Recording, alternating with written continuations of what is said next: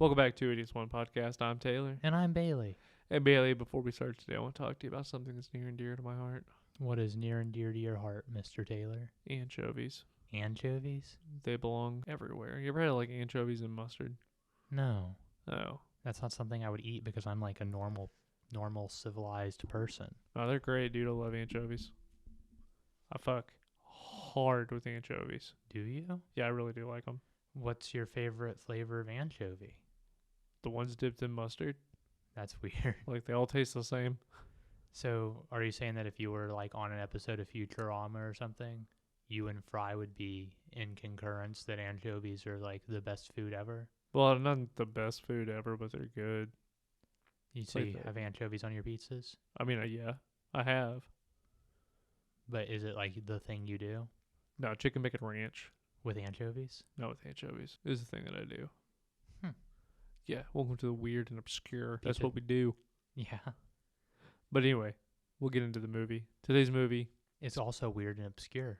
is brought to you by Robert Zombie. I don't like it when you do that. Is this a callback to our Halloween episode? No, it's not. This is the 2003 masterpiece, House of 1,000 Corpses. Okay. I always say House of 1,000 Corpses. That's not how the movie is titled.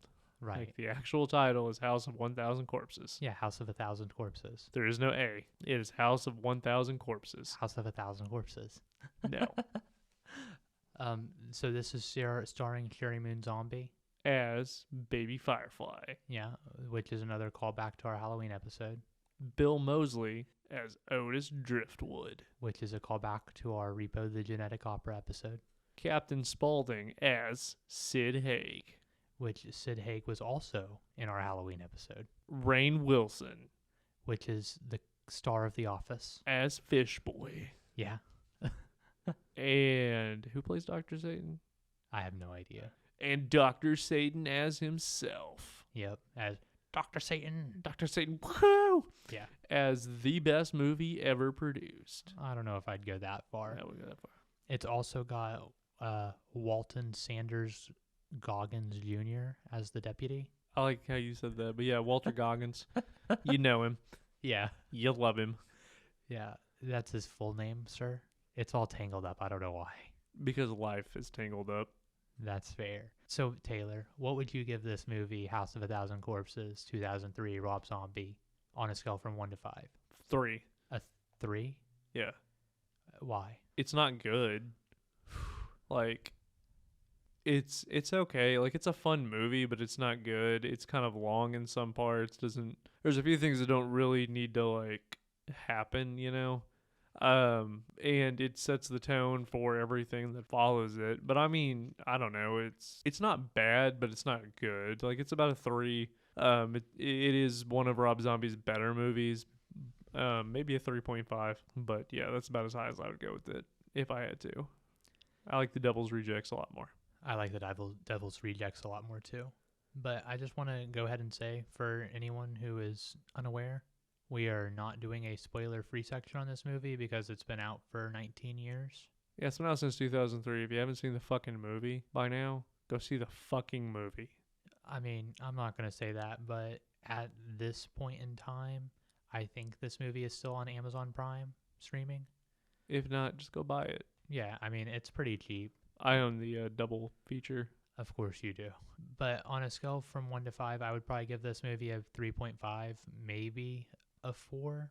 However, the issue I have with this movie is the third act, I think, is a little weak and runs a little too long. But the first act and the dialogue throughout the movie, I think, is amazing. And I think the characters were done really well, specifically Baby Firefly and Otis. But that's just because Sherry Moon's giggling the whole time throughout every scene she's in. And I would argue Captain Spaulding. So he's amazing. He just didn't have enough screen time for me to say that he carried the movie because the parts he was in are the best parts of the movie. I would say that Bill Moseley carries the movie. Absolutely. More than anything. And, you know, this is where Sherry Moon Zombie shines. I like her in this role than I do in, like, Lords of Salem, for instance. I hate that movie. I wasn't a huge fan of Lords of Salem. That is a -1. I mean, I'm not going to give a score for a movie we might do in the future. No, we won't do it in the future because it is a bad movie. Like I'm saying now, it's a -1. Here's my review. Fucking delete this movie. It sucks. Worst Rob Zombie movie I've ever seen in my goddamn life. I have never wanted to not have sex with Sherry Moon Zombie more than when I watched that movie. Fuck you if you like this movie. So I'm pretty sure that this is something that was already said on a previous episode. But Hold on, we didn't give the Roger Ebert score. Oh, I'm sorry. I didn't even review it. That doesn't surprise me at all. He did review Devil's Rejects though. Did he give it a 5? On his scale, which only goes to 4? What do you want to know? No, I want to wait till we do Devil's Rejects. Because I don't think you're going to get it. No, I mean, I would have guessed a 3. A 3? Yeah. Do you think that's what he gives it? I mean, that's what he should give it. It's not what he gives it. What does he give it, a 2? No. 1? No. 0.5? No. 0? No. 4? Yeah. No way. Yeah, I gave it a 4. A perfect score? Oh, I'm sorry. On our scale, he gave it a 4. So... He gave it a 3 on his scale. 3 out of 4. Yeah. He likes it. I've read the whole review, and I'm like, oh, okay. Oh, that's interesting. No, I thought it was a great movie, but that's not what we're talking about. No, we're talking about this piece of shit. Well, no, this is a great movie. It's not great. Like, it's okay. You can see, and I'll make this argument. The first half of the movie is basically I am going to plagiarize this without plagiarizing it. Texas Chainsaw Massacre. I mean, it's definitely got a similar vibe to Texas Chainsaw Massacre. He borrows very heavily from the Texas Chainsaw, and you can see the inspiration. And that's one thing that I like about Rob Zombie, is that he shows you that this is his inspiration. Like, he loves horror movies. He's a big fan of them, so he's going to do them. Exactly. And that's okay, because it's not bad until the last half of the movie when he kind of goes off the rails with it. But, you know, it's fine. But yeah, the first half of the movie, I would argue, is basically, it's Texas Chainsaw. If you've seen Texas Chainsaw, you've seen basically the first half of this movie without even realizing it. No, I mean, it's definitely fair, you know. They go to a gas station, they pick up a stranger, the stranger's real weird. They end up at a spooky place, they have a spooky dinner, then they all die. I mean, I would go more of like, you know, Captain Spaulding runs the gas station's how everything comes together. Like, that's the catalyst for everything. You know, Captain Spaulding's the dad of the Firefly family. You know, bring some fried chicken home to your mama. So when I met Sid Haig for the first time, that's what he signed. That photo was he signed my dad's shit the bed, I'm pretty sure. So those were great. No, I love it. That's amazing. But yeah, no, I haven't met anybody else. But yeah, like, it's basically that. It's not bad. You can feel the inspiration that he comes from, which I enjoy. I like how this sets the tone moving forward for every Rob Zombie film. You can watch this film and go, oh, I see why he is the way that he is. Right. I mean, he also produced his own music for this too. But I don't think that this has like very absurd moments, but I don't think it hits a level of absurdity as like El Super Beasto does. Because like when Rainn Wilson turns into Fish Boy, like, that was absurd. But it was fun. When Sherry Moon Zombie just starts scalping the dude, that was absurd. Her whole acting is absurd. Even with like the talent show that they put on or whatever, where she's singing to him and being weird, it was absurd. I'm sorry, I think she was trying to like seduce him, but no, that was definitely her goal. It did not come off as that. It came off as weird. I mean, I don't know. It came off as seduction for me, but that might just be because I'm also weird. Apparently so. I didn't feel like it was seduction. And if she had done that to me, I'd be like, oh man, you're Lords of Salem. I don't want to have sex with you. I don't know, dude. If a lady did that to me, I would be pretty interested. I would just be like, oh, this is cool. Be like, no, not doing that. I'd rather have Blink-182 get back together. Are you trying to pretend to see the future? I'm trying to, yeah. That would have been cool. Yeah. We had to keep that and be like, oh yeah, we recorded this at a later date. No, we already knew. Yeah, no, yeah. We already knew. But yeah, there's that. I really like Captain Spaulding as a character more than anything. And even though he wasn't in the movie very much, I felt, like you said, the scenes that he were in were great. The opening scene, the whole tone for the movie is set. with him. Absolutely. And you kind of know that you're going on this roller coaster of an emotional ride. Because that's the easiest way to describe this movie is it's disturbing in parts, but it's not that disturbing. I think it got like an NC-17 rating. So, see, that's something that I wanted to talk to you about. I remember growing up hearing about this movie before I had seen it and hearing that it was like one of the most vile, like worst movies ever. That is why I remember the first time I watched this, it was on Netflix back when Netflix had just started streaming. And I remember I stayed home from school because I was sick or whatever. I don't remember if I was actually sick or not. But I sought this movie out, closed my door, and made sure that nobody would come in because my mom said how horrible of a movie this was and you should not watch it. And I remember going, that's it? Yeah, no, exactly. So the first time I saw this, I was probably like 10 or 11, and I was on the same train as everyone. I was like, "Oh, that's like super bad. It's so scary. There's so much blood and gore and this and that." But rewatching it as like a grown-ass adult, it wasn't bad at all, really, like comparatively speaking. There are concepts that are disturbing, and I mean, you could say that like Fish Boy was disturbing, but it doesn't show anything. No, I mean, it shows the transition like on when it's showing him, you can see where he's molded to the fish, but it's not grotesque. It's just weird looking. But and it's even kind of hard because it's in that shitty black and white like reel where it's you can't really tell if you're seeing what you're really seeing, and it's just kind of moving all over the place with stuff, you know. Exactly. And then when you actually get to see him, when they pull the curtain back, it's like, oh, that's it. Yeah, exactly.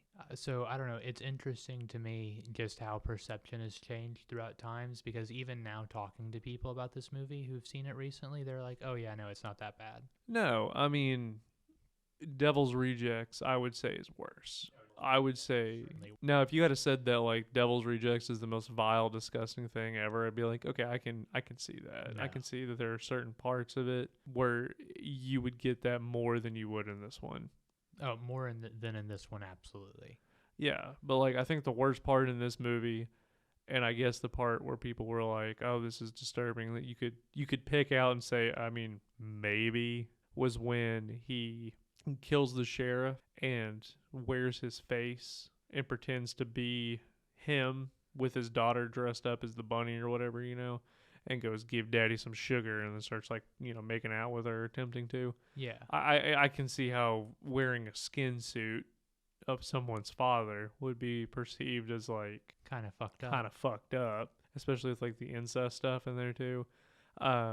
Which do you think that was a callback to Halloween? I mean, it may have been, but it's hard to say. Yeah, it could have been just one of those things. That was one thing I was watching it and I was like, oh, wonder if that's a callback. So I don't know. That was different. But yeah, that'd be the only thing that I can think of in the whole movie that was legitimately okay. That's weird. But the Dr. Satan reveal, okay.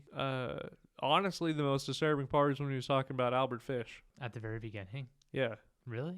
Do you not know the story of Albert Fish? Yeah, I mean, he shoved needles and stuff into his genitals, killed children, ate them, right? He was so fucked up that he wrote a letter to this little girl's family Yeah. detailing how he raped, killed, and ate her. Yeah. And then laughed about it Yeah. to the family of the victim. Uh-huh. Like, that was fucked up. No, totally don't disagree with you at all. I just feel like it's not the worst part of the movie. It is, because that was the only true part of the movie, and learning the history behind Albert Fish was more fucked up than this movie. I mean, that's fair. I would make that argument. Like, the movie's not, it's kind of over the top, and it's absurd. I keep saying that it's absurd, and I really, if you haven't seen this movie, you'll understand why when you watch it, because I don't want to, like, detail anything. I don't know, I guess I can, but I mean, the absurdity just comes from the fucking Firefly family characters. Yeah. Baby is absurd. The way that Captain Spaulding does things is just absurd. And, you know, take some fried chicken home to your mama. And then when he just shoots the dude in the very beginning in the face. I mean, when you say, oh, he just shoots the dude, you act like he wasn't trying to rob him. I mean, he was, and then he blasted his fucking face into oblivion, but that's not the point. That's what you get when you try to rob folks. And then, you know, Bill Moseley being Bill Moseley and just, having the cheerleaders or whatever that are dead, and then he just like wakes up and throws one of them. It's like, nah, I'm done with this. Yeah, no, I love Bill Moseley's character in this. He's great. Yeah, no, Otis is my favorite character besides Spaulding. Yeah. In this movie, it would be Otis though, because Spaulding is more prominent in the second movie. Exactly. But like it's good. I like how it sets the tone and everything. So there are a couple scenes I want to talk about, kind of. okay. Not necessarily scenes, but techniques that are used. So when they pick up Baby and they're riding back to her house, or I guess that's not necessarily, or they pick her up to take her home. Yeah, and she's being Baby. Yeah, so she's talking to him, and then you know how it cuts to her and like almost like a found footage or like a handheld camera, and it's her talking about how like killing people is like nothing. He's like, oh yeah, it doesn't matter if you kill them or if they die. Like, it doesn't matter. You know what I'm talking about? Yeah, that's one of the many of those transition things. Like transition flashback type thing. Transition flashback cutaways. That give more depth to the characters. Like, it almost tells a backstory for the characters. I fucking love that in this movie. Like, in this movie, I think that is done so well, and it's done well throughout. It's done well about Sid Haig's stuff, kind of. It does it with Otis a little bit, and it's fun. It does it and it's not even just that, it's also the transitional scenes that are used, between when Spaulding shoots him, how it flashes and it shows him shooting him 3 different times. You know what I'm saying? Yes. I thought that was annoying, but you thought that was annoying. See, I thought that was fun. I didn't like it. I like what you're talking about with the transitional stuff, giving the backstory, because that's how we basically see all the interactions with the cheerleaders. Yeah. And gives more in depth of the psyche behind Otis and Baby. I can remember because both of their prominent ones where they're just, going off the fucking handles about how killing's nothing, and then Otis with his bunny analogy and stuff, and then that's also where you see Sherry Moon Zombie naked. Yeah. Yeah. That was great. You see her dancing, and if you pause it just right, get the whole thing. Rob Zombie knows he has a hot wife. I mean, isn't that the whole reason the Munsters movie was made? I mean, I don't really know the reason why that movie was made. Shouldn't have been made. I feel like most of Rob Zombie's films are actually just him showing us how hot his wife is. No, they are 100%. It's just, hey, my wife's hot. Look at her. Yeah, my wife. But yeah, no. I agree that the transitional stuff was good. It was the first time I'd ever seen really anything like that, and I didn't understand it as a kid when I watched the movie. But the older I get, the more there, because I occasionally go back and will watch The Devil's Rejects and House. You learn to appreciate the things that he does. Like, Rob Zombie's not a bad director, and he's not a bad, he's an okay storyteller. So I like how you said that you go back and watch this and Devil's Rejects a lot, or sometimes, because this is actually a series of movies other than 3 from Hell, which I've only seen twice. But Devil's Rejects and House of a Thousand Corpses I've seen probably 5 or 6 times. I enjoy him for different reasons. I don't like 3 from Hell. I've only seen it one time, and I was like, oh, this is not good. So I think that you ought to give it a rewatch, because 3 from Hell isn't as good. However, to say it's not a good movie, I think isn't fair, because it's still good. It was on the same level as 31. 31 was super fun. I know that a lot of people don't like 31. I had an amazing time watching 31. Richard Brake. Yeah. Genius, but that's not the point. But yeah, no, I go back and watch them for that nostalgic reason, because I remember my dad had a Devil's Rejects poster, and that was how I got introduced to it. And then I got introduced to House because everybody was like how bad it was. Which I don't think it really was in hindsight. I would like to see them redo it. I would like Rob Zombie to come out and remake House of a Thousand Corpses using the exact same script and everything, but just having it more modern, just to see what he does with it. I don't think so. And the reason I say that is because it's a classic and you shouldn't fuck with them. Well, not only that, but Sid Haig, for example, is dead. Right, he died in 2019, rest his soul. Yeah, exactly. And he made the movie. Like, there's only one or two things that happen in the movie. I disagree. I think Otis made the movie, and I think you could replace Spaulding, and it would be okay. You can't replace Spaulding in Doubles Rejects. Well, yeah, definitely not in Devil's Rejects, but no, I think even in House, like, I think taking Spaulding's character out or replacing it with someone else would damage it because of how well he does it. Like, no one plays that style of character as well as he does, in my opinion. And nobody will, but I mean, I would just be interested to see what effects he could come up with, and if it would be more fucked up and disturbing than is it because it was limitations back in 2003, or well, it was technically like Like 99. 2099 was when he started, right? I think so. Was it because of that? So I don't know. I know that he talked about it when he did Rogan, and I wish that I had rewatched that section before doing this. Oh yeah, he did do that, didn't he? Yeah, and he talked about it a lot, and that's how I know that it was in 99 because this movie was completed multiple years before it released. Or nobody would release it though. Yeah, nobody, everyone was like, absolutely not us. We ain't the one.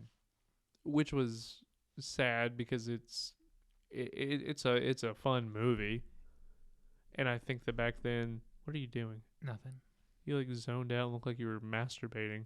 No, I was just thinking about what you were saying. You were like, I was just thinking about what you were saying. man, you looked like you were touching yourself and about to orgasm. Now, speaking of that, I didn't like the bunny scene. I mean, I didn't like the bunny scene. I think that was. Oh, but to go back to your point, yeah, it was completed and nobody wanted to do anything with it, which I mean, I guess I can see it if I put myself in their shoes back in that time period. But I'm glad that somebody gave it a chance. No, I am too. And to your point of it being remade, I think it would be interesting to see if he decided to do the last act differently. Because I've heard a couple different reviews for this, and obviously I've seen it a bunch of times, so I have like a pretty solid, in my opinion. And I wonder if he decided to remake it, if he would do the last act differently. Because it's generally universally agreed that the last act ruins the movie or at least dampens it. That's why my score is not higher. No, me too, 100%. Because it could very easily be a 4.5 or a 4 based on the first half of the movie, first 2/3. And if it had have stayed that way, then yeah, I probably would have given it a higher one. But no, I mean, I get why everybody hates the last act because it's a very sharp tonal shift. And the Dr. Satan reveal was kind of eh. Yeah, it's just like no one cares. It would have been a lot cooler if Otis had been Dr. Satan, you know? He was way too young. Right, but if there was like a mythos about it and he assumed the mantle like the gray fox. yeah, or something like that. Like he became Dr. Satan and just, you know, keeps the mantle up like Dread Pirate Roberts. Like nobody knows who Dr. Satan is. He just, you know, takes up the mantle. That would have been cool. But actually, you know, having Dr. Satan performing experiments in the underground caverns of the Fortress of Solitude was kind of just like, oh, okay. Why? Was that really needed? No. Because I think the whole reason I enjoyed Dr. Satan as a character so much was because of how much the opening builds him up as this mysterious guy and, you know, gives all these details, and he runs out and goes, Dr. Satan, whoa! And then you're like looking, like the whole point of them going on that adventure was to look for Dr. Satan. Dr. Satan was the reason why they got people to go to the house. Yeah. And it was genius. If Dr. Satan hadn't have been real and it was just Otis or something, I mean, that's fair. that would have been, in my mind, a million times better than having Dr. Satan appear as this old freaky dude with like robot things supporting his arms. Yeah. Yeah, and that maybe he's a prisoner, maybe he's not. Don't really know why he's here.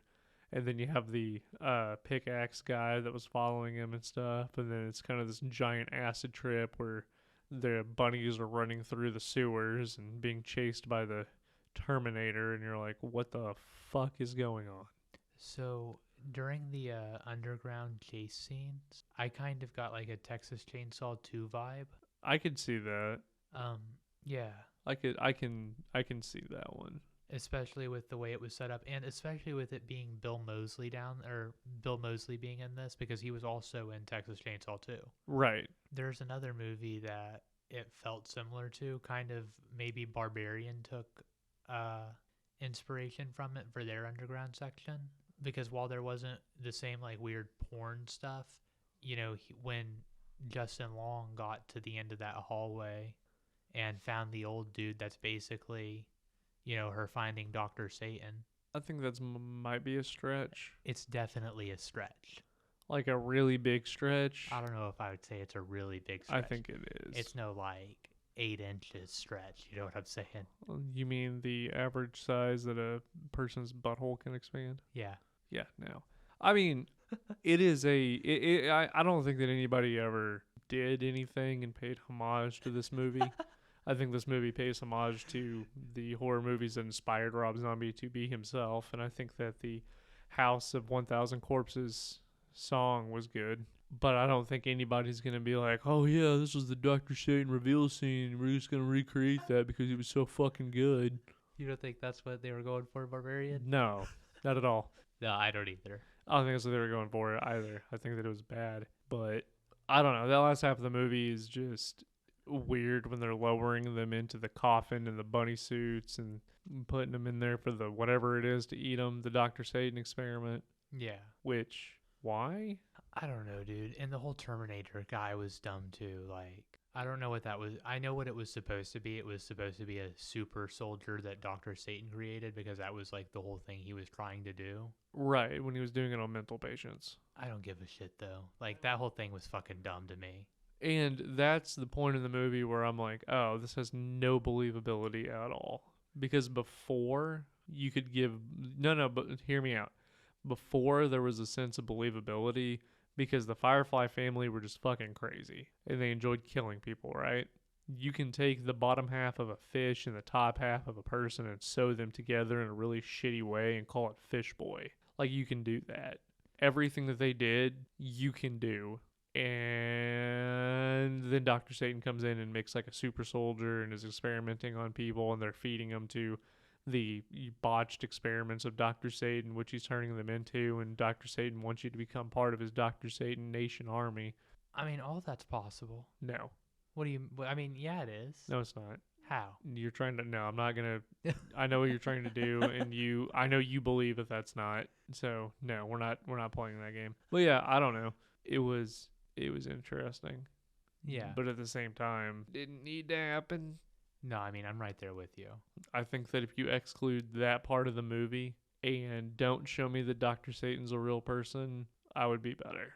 I think had the movie ended with all of them being lowered into the coffins, into the hole, and then the whole people that are stuck in like the water jumping out and ripping the coffins apart, I think ending there, perfect ending. Like, you get into a little bit of the occulty, like witchy, weird stuff. No, because that didn't need to happen. I don't think it needed to happen either, but I think that was like a good ending. I think that would have been a better ending, because I think the major issue with the whole Dr. Satan thing is too many questions being like, you know what I'm saying? Like, it answers too many questions. Yeah. It gives us too many answers to the questions. Yeah, like normally I'm a show not tell style of person, but I think we were told enough and shown enough that had they not shown us more, it would have made the movie better.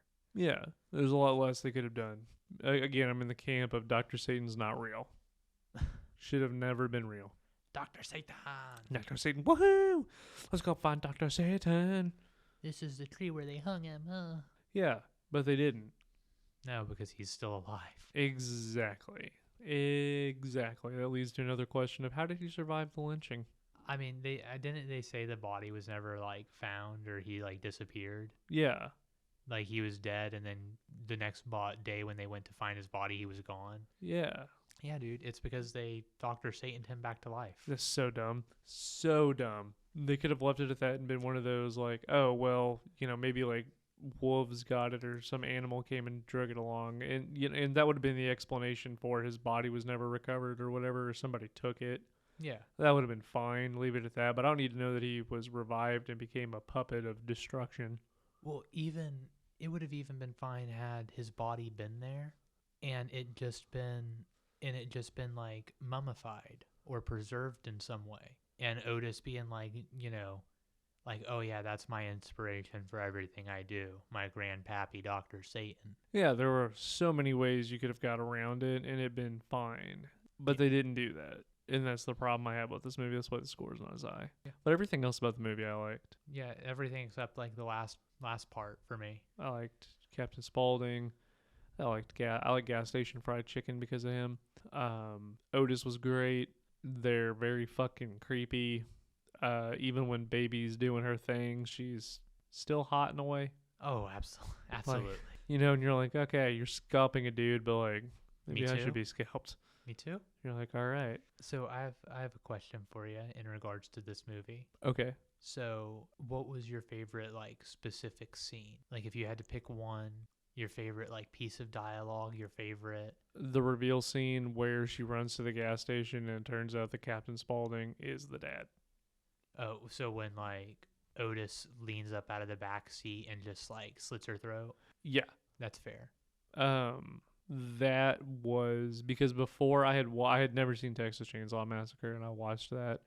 And if you had have asked me before seeing Texas Chainsaw, I would have said that my favorite scene would have probably been the fish boy scene, just because it was fucked up, I like to get fucked up too. Oh yeah, we get fucked up and do some fucked up shit. That's my favorite. I knew that would be your favorite scene. But that's my favorite scene because it pays homage to Tusk. not Tusk. That hadn't come out yet. To Texas Chainsaw. And the first time that we watched Texas Chainsaw, I remember I looked at you and I was like, "Is that?" And you're like, "Yeah, don't say anything," because you knew that I knew what was going to happen because we were watching it with a group of people, and I was like, "There's no way." But that cemented that scene as being my favorite because of that many, many years later. That's fair. And every time I watch it, I go, oh, yeah, there it is. Even though it's a dream and she's like hallucinating the whole thing, Yeah. It doesn't matter. It's still the same thing. It's still the same thing, and I know why he did it. And it was great. It was perfect. It was the perfect reveal. No, absolutely. It was amazing. And it was the perfect reveal in Texas Chainsaw too. I think that's why he did it. But it also, I don't know, man. There's that one, the dialogue in the, when they're buying the holy water. Yeah. Do you like getting fucked up, doing some fucked up shit? I like to get fucked up too. Yeah, I think it's great. I'm pretty sure Rob Zombie sampled the audio for that for one of his songs, but I can't remember what now. I mean, I wouldn't doubt it. I say I'm pretty sure. I know he did that for one of his songs. I don't know which one right now. Oh, that's okay. But no, I love that scene. I watched that scene because I rewatched House of a Thousand Corpses last night. You did it last night? Yeah. I rewatched that scene 3 times yesterday. Dear Lord. And every time laughed hysterically. It's just so funny. It's so funny. I mean, I wouldn't say it's funny. I'd say it's weird, but yeah. Weird and funny are synonyms for me generally. Because you are weird, but you're not funny, so I don't understand how those are synonyms. That's cold-blooded because I think I'm funny, but don't find myself very weird at all. Oh, yeah, you're confused. That's okay. That's okay, buddy. This is how the world sees you. Cold-blooded. Well, yeah. No, that'd be my favorite scene. And I'm trying to think of any other like funny moments in the movie, but I don't know. Funny in like a fucked up way. I think there were more funny scenes in Devil's Rejects. There were more funny scenes. I'm not going to talk about it here. It's not the place. So one other scene that I thought was really funny that we didn't really talk about was at the beginning when Sid Haig is being robbed. Oh, the fuck your mama? Well, so not the fuck your mama, but when the guy who works at the hardware store pulls the guy out of the bathroom and the guy that was in the bathroom is just immediately like, oh, I recognize you. You're the kid who works at the hardware store, then says his name and he takes off his mask. That shit was so fucking hilarious. Yeah. Okay, I thought you were gonna go with the fuck you, fuck your mama, fuck your sister, fuck your sister, fuck your grandma. Yeah. Yeah, I thought you were going for that one, and most importantly, fuck you. Yeah, no, that was great. I thought that's where you're going with that one because even I can appreciate that. But no, I agree when he pulls him out and he's like, "Oh yeah, you're so and so from the hardware store." That was pretty good. Yeah. It's not a bad movie. It's so fun. It's a fun movie. Like that's my thing with pretty much all of Rob Zombie movies is most of them are really fun. And they hit the absurdity point with El Super Beasto. Yeah, I think that's part of why I didn't like Halloween though, because it didn't feel as fun. It was different flavor Yeah. because it wasn't supposed to be.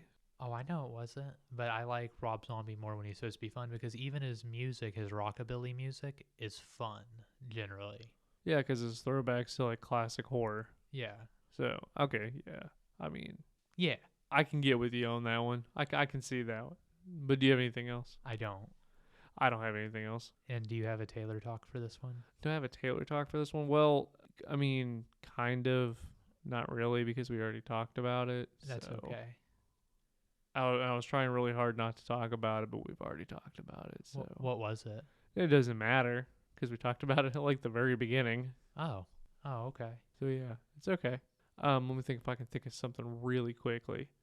Play the thinking music. Okay, thinking music has concluded. Out of all the Rob Zombie movies, if you had to rank them, how would you rank them? Okay, so I'm going to just do it based off the ones I've seen and can immediately remember. Okay. So my list is going to be the movies I'm choosing from. This isn't the order, but House of a Thousand Corpses, 2003, Devil's Rejects, 2006, right? 2005. 2005. Halloween, Halloween 2, 3 from Hell, 31, and that's it. I'm not That's going a to. horrible list. Well, no, that's just the movies. But you rank them really poorly. Well, no, I didn't rank them. That wasn't me ranking them. That was me Oh. listing off the movies I'm doing because I'm not doing El Beasto because it's animated and I haven't seen it in years. Great. And I'm not going to do The Munsters because I haven't seen it yet either. Doesn't count. It's not a movie. Okay. Where does Lords of Salem fall on this list? I'm not going to do Lords Last one? Yeah. That's Yeah, what it would be deserves. the last one because Garbage. I've only seen it once and didn't like it. The only thing that's better than that's Halloween 2. So I would say that my list is probably The Devil's Rejects, House of a Thousand Corpses, 31, 3 from Hell, Halloween 1 and 2. Halloween 2 and 1. 1 is worse than 2. You think that Or 2 is worse than 1. Yeah, so you think the first Halloween is worse than the second one? I haven't seen the second one in a long time. But yeah, I think so. I think the first one is better. Yeah, you're correct. But yeah, I would go, yeah, that's it. Okay. Devil's Rejects. Well, it was pretty shitty. So, follow-up question: what do you think is a good first film?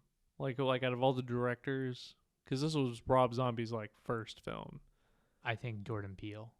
You think Jordan Peele? Yeah. So what about that stands that out as like the best introductional debut for a horror film? For a horror film or just a directorial debut? For a horror director? Directorial debut. Out of all the directorial debuts. So the reason that Jordan Peele's Get Out sticks out the most to me is because Get Out was super good tonally, and all of the good aspects of Get Out I felt were transferred to Nope for the most part. Not Nope, I'm sorry. Us. Yes.